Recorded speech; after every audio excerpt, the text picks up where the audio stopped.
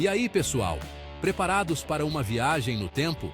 Hoje, vamos mergulhar de cabeça nos anos 90, uma década que marcou a vida de muita gente. Dos games aos brinquedos, da música à internet discada, vamos relembrar as coisas mais icônicas que rolavam nessa época. Então já deixa o like, se inscreve no canal e bora lá! Apertem os cintos e preparem os seus Discmans, porque a viagem vai começar.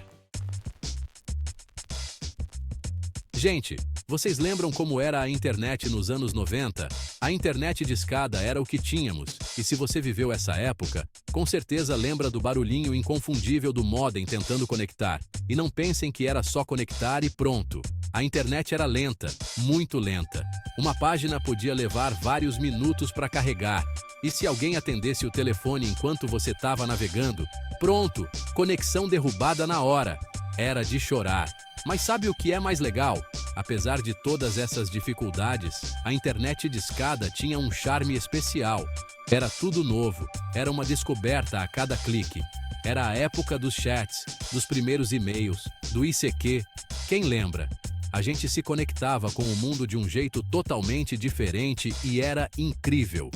E no fundo, essa época nos ensinou a ter paciência, né?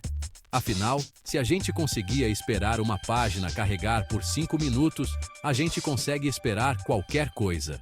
E como falar dos anos 90 sem mencionar os Tamagotchis? Esses bichinhos virtuais eram a sensação do momento. Todo mundo queria ter o seu próprio Tamagotchi para cuidar, alimentar, brincar. E claro que a gente não podia esquecer de limpar as caquinhas virtuais. Me lembro que a galera levava o Tamagotchi para todo canto. Era uma responsabilidade enorme, mas era tão gratificante ver o seu Tamagotchi crescer forte e saudável. E aí, quem aí já teve um Tamagotchi?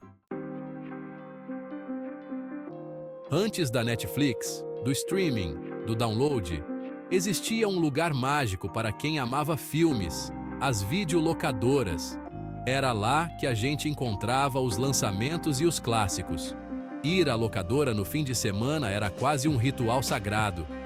Era o momento perfeito para reunir a família ou os amigos. E quem nunca passou pela frustração de descobrir que o filme que você queria estava alugado?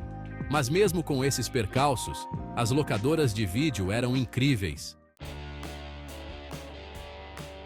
Se hoje a gente tem Spotify, Deezer, Apple Music e várias outras plataformas de streaming nos anos 90, a revolução da música portátil tinha nome e sobrenome Discman.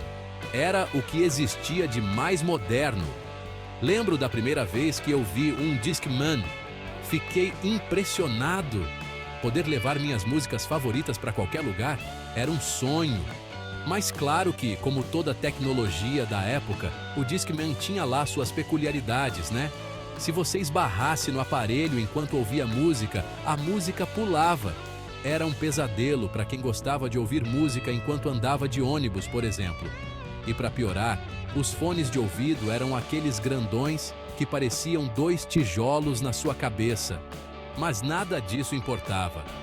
O importante é que o Discman nos permitiu ter a trilha sonora da nossa vida em qualquer canto. E você ainda se sentia o cara mais moderno do pedaço andando com aquele trambolho na mão. E aí, quem aí já teve um Discman? Qual CD você mais ouvia nele? E essa aqui é para quem era viciado em TV nos anos 90. Quem nunca correu para frente da televisão para assistir Mighty Morphin Power Rangers? A série era um sucesso absoluto. Era um show de explosões, monstros gigantes, robôs dinossauros e ninjas coloridos. Tinha ação, aventura, humor. Era a fórmula perfeita para conquistar a molecada. Sem contar que a gente queria ter todos os bonecos, fantasias e acessórios dos Power Rangers, né? Lembro que a gente passava o dia imitando as lutas, os golpes especiais e as poses dos heróis. A gente queria ser um Power Ranger. E aposto que você também tinha o seu Ranger favorito, né? Qual era o seu? Power Rangers foi muito mais que uma série de TV. Foi um fenômeno cultural que marcou a infância e a adolescência de muita gente. E aí, quem aí era fã dos Power Rangers? Conta pra mim nos comentários qual era a sua temporada favorita. Gente, vocês lembram do bug do milênio? Aquele medo que tomou conta do mundo no final dos anos 90? Parecia que o apocalipse digital estava chegando. Para quem não lembra, o bug do milênio era um suposto erro de programação que faria com que os computadores não conseguissem interpretar a mudança do ano de 1999 para 2000. Imaginem o caos. Aviões caindo do céu, sistemas bancários entrando em colapso, usinas nucleares explodindo. Era o fim do mundo como a gente conhecia. A galera realmente acreditava que tudo ia acabar. Lembro que as pessoas estavam estocando comida, água, velas. Era como se preparar para um apocalipse zumbi. Tinha gente até vendendo kits de sobrevivência.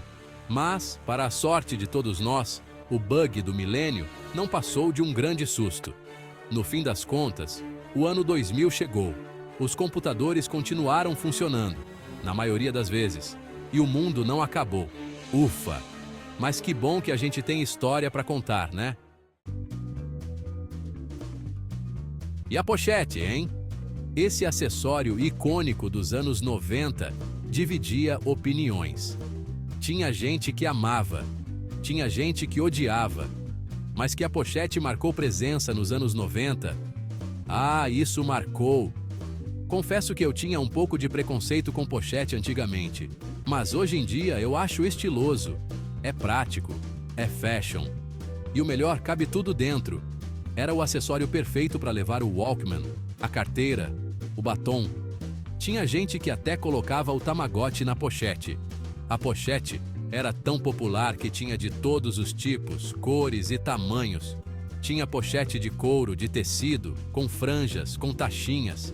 Era só escolher a sua favorita e sair desfilando por aí. E o mais legal é que a pochete voltou com tudo nos últimos anos. E aí, você usaria pochete hoje em dia? Preparem os corações, gamers, porque agora vamos falar de um ícone dos anos 90, o Game Boy.